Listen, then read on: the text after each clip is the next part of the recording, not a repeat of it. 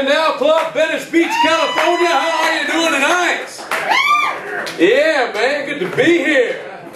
Good to be home in LA, man. Los Angeles is where it's at. I'm glad to be here because recently I was on the road, man. I was up in like the Bible Belt. You know, like Minnesota, Iowa up there, something like that. Yeah. And I'm not really sure if it's the Bible Belt, but if you don't sell beer on Sundays, it's God's country.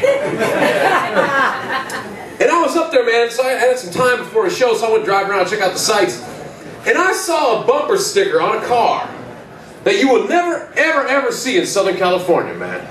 I saw a bumper sticker on a car that you'd never see in LA. I saw this bumper sticker, and this bumper sticker said, "How would Jesus drive?" Like, I don't know. Probably like this.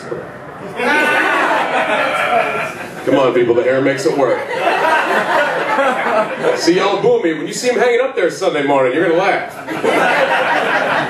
I know black people in here get mad at that, like, you can't talk about Jesus. Because black people are a trip, man. Because I party with them all the time, man. Black people will like roll blunts, drink cognac, and smoke rock till 7 a.m. on a Sunday morning. And they'll be like, shit, nigga, we gotta get to church.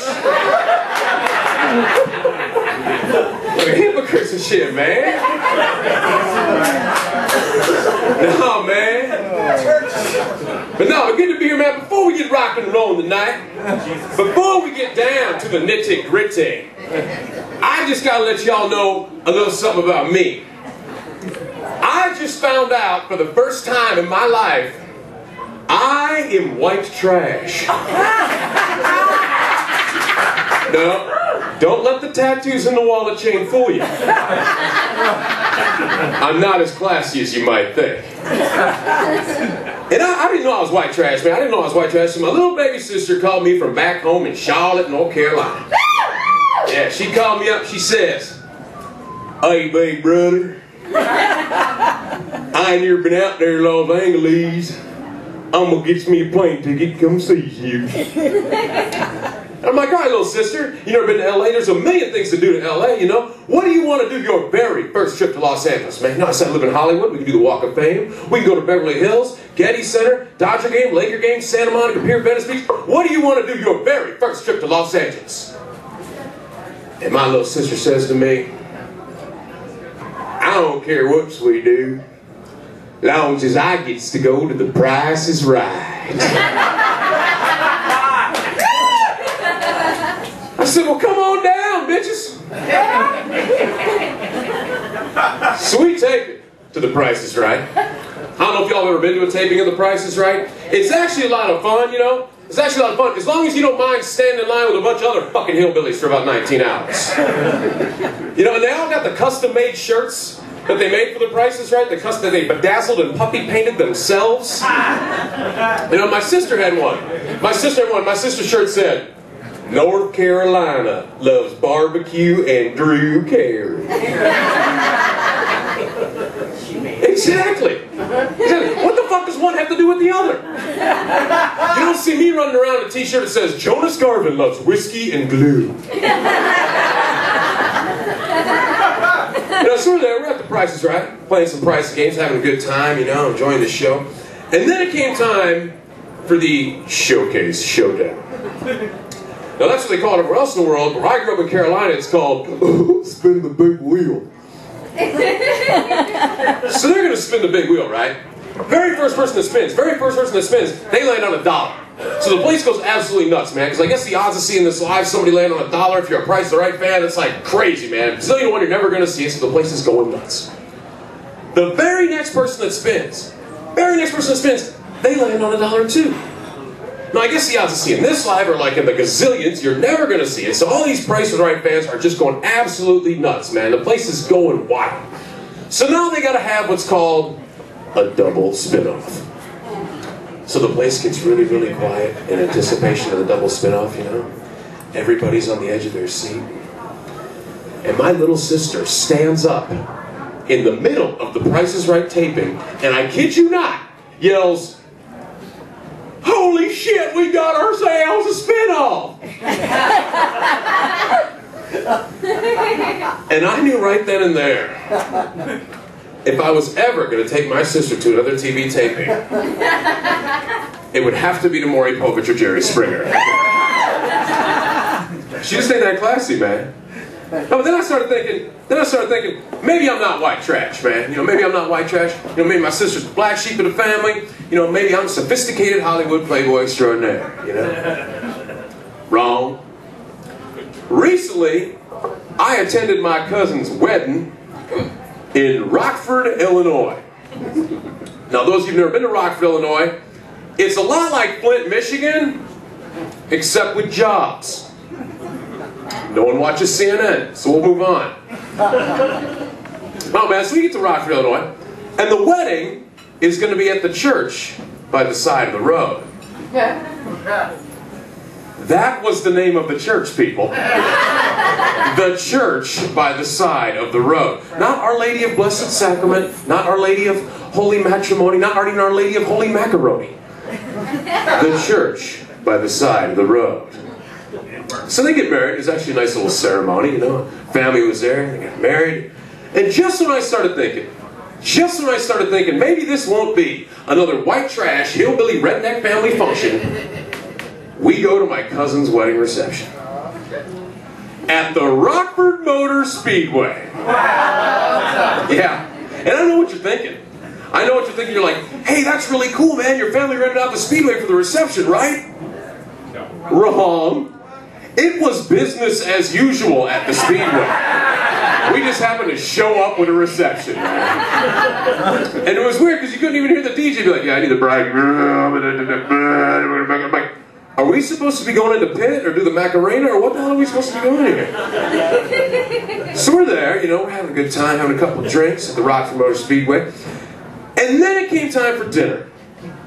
Now people, I'm going to tell you, I've been to a lot of weddings in my life. Some good, some bad. But never in my life have I been to a wedding that was catered by Kentucky Fried Chicken. And some of the black folks are like, what are you talking about, man? No, man, you know, I love the Colonel. I eat at KFC all the time, man. I eat there all the time. I love the Colonel. But when I think of the most important decisions people have to make on their most special day, original extra crispy never crossed my mind, man. You know, so we're there. We're eating Kentucky Fried Chicken. We're having Sloppy Joes. And we're drinking Pabst Blue Ribbon beer. Yeah, PBR. Yeah, you know you're at a classy function when you're drinking beer that's cheaper than Pepsi. You know, so we're there. And while we're eating dinner, I need to go get another cup of Pabst. So I go up to the bartender. Let's just call her Tweaker Bitch. So I go up to the bartender and I said, excuse me, may I have another cup of Pabst? And this toothless wonder has the audacity to say to me, I'm sorry, sir, but at the request of the bridal party, there'll be no cocktail service during the dinner service. Cocktail service? I see no martinis or Manhattans. It's a freaking plastic cup of Pabst. Dinner service? I see no steak and lobster. It's a freaking NASCAR tailgate buffet we got going on here. Just put some more Pabst in my plastic cup before I stab you in the face with my KFC spork.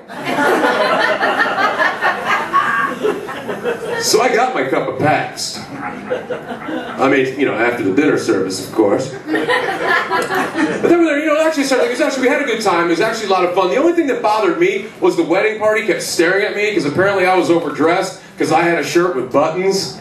But after, you know, it was actually, we had a really good time. It was great seeing my family. But then I started thinking, if somebody's gonna have a redneck, white trash, hillbilly speedway wedding, they need to warn you. They need to warn you, because I feel like 2,000 miles more a suit, man. You know, they need to warn you. Because when I got the invitation, what the invitation said was, Brandy and Tyler would like you to be here on their most special day as they join hands and become man and wife at the church by the side of the road. Now that's what the invitation said. That's what the invitation said. What the invitation should have said. What the invitation should have said was, so they Sunday, Ready until there's running a base, Rockford Motor Speedway. That's right, Kentucky Fried Chicken, Sloppy Joe's, and Pabst Blue Ribbon Beer. Bring the kids, bring the wife, bring the girlfriend for tons of fun and holy matrimony. That's what it should have said, man. Oh, man, but I guess I am white trash, you know. So, you know, I like to drink. I like to cocktail. Y'all drinking tonight? No cocktail? Good. Because I like drinking people, man. I do, because I like to drink. And I'm not talking about social drinking. No. I don't go out for a couple of beers. No, I like to belly up to the bar and shoot whiskey in my face with a turkey baster, man. I like to get after it, get like Lindsay Lohan fucked up. You know? But the only problem with that is, I got a lot of sober friends. A lot of sober friends in the AA program. You know, they're always telling me, they're like, you know, Jonas, you don't need to drink to have a good time. No, you don't. I do. Don't need to drink to have a good time. Ain't that some bullshit?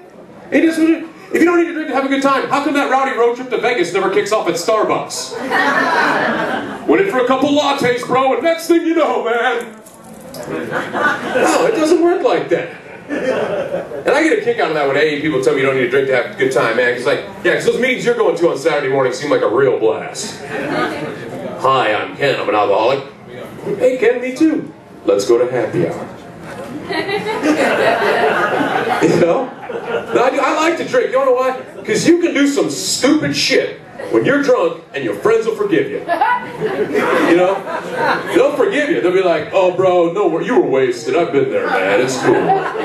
Don't worry about it, bud. You were wasted. I've been there. No worries, man. Cool. You can't do stupid shit sober. You can't do stupid shit sober. You can't jump out your apartment window buck naked at 2 in the afternoon in the swimming pool sober. You go to a mental hospital.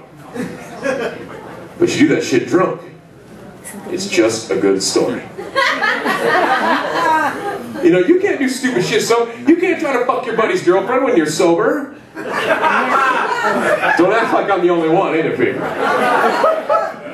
No, because guys know how it is, man. Like, say you go out with your buddy and his girl for dinner, you know, and maybe you're the third wheel, and you're sitting there at the table, you know, and after that 15th Jack on the rocks, he gets up to take a piss, and you know you shouldn't make a move.